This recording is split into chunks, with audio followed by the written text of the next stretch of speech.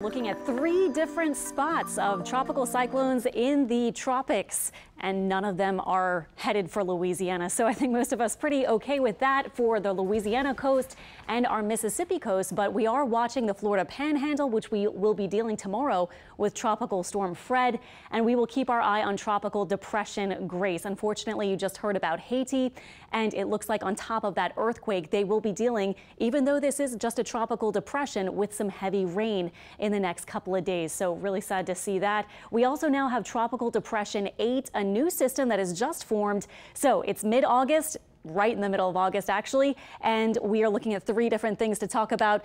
That's kind of what we would expect, right? And again, this must feel good for Louisiana folks who last year we found ourselves somehow at the center of the cone, it seemed, every single time.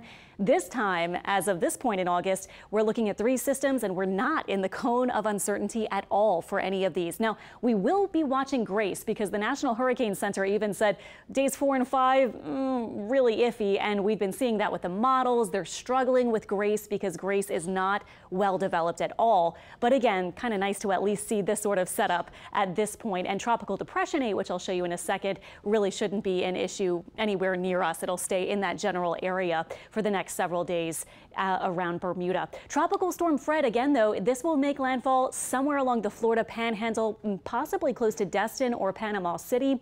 As a tropical storm, it looks like maybe winds increasing a bit tonight and early tomorrow to maybe potentially 60 miles per hour. Could be a bit higher or lower. But notice that it is going to be moving off to the north, and there is a ridge of high pressure here. So that's why it's been taking this path off to the north, and then it will weaken farther in. So as I was saying earlier, the tropical storm watches and warnings now, mostly, of course, in the orange, all for Florida right now, because that's really where those tropical storm force winds are going to be, as well as any sort of potential heavy rain bands and so forth. All we really have here, as I was saying earlier, is a coastal flood advisory. So you know the drill if you're along the coast, and you typically get this with those strong east-northeast winds.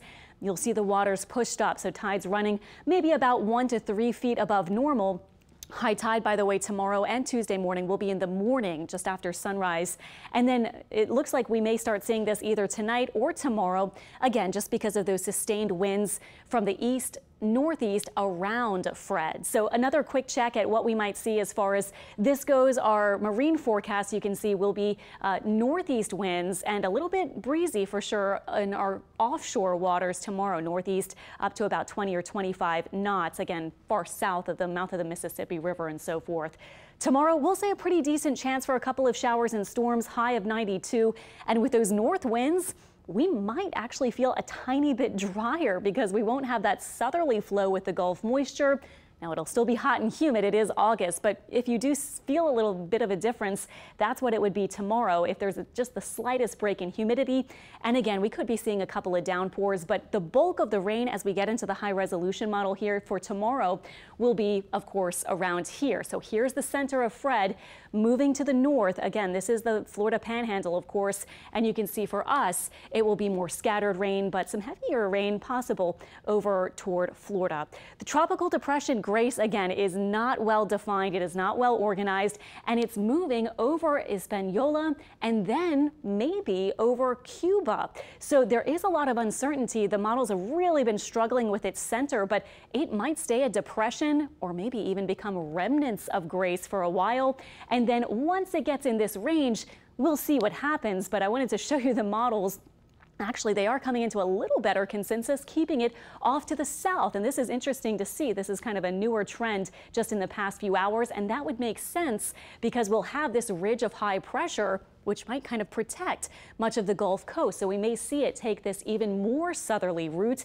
And again, this is only if it survives. It may kind of fall apart and maybe not be able to get to tropical storm status, although that does look like a possibility too. So bottom line with Grace, no imminent threat for us, but we'll be watching it and keeping you updated. As for our rain forecast, the next 7 days, you can see where the heavier rain will be. And then as we look at what's going on with Tropical Depression 8, here are the models. Pretty decent consensus to maybe take a little loop. One model wants to kind of take it that way. We'll see, but this is very close to what the National Hurricane Center forecast for 8 is. And again, 8 will probably probably soon become Henri. So that's the 8th named storm of the season, the H storm. So we are making our way through the list, at least at this point in the season. Our 7-day forecast for us, you can see typical August stuff. Heat, humidity, southerly winds return on Tuesday, and we may have some afternoon downpours that we'll be watching pretty much each afternoon. The Pelicans are playing for a spot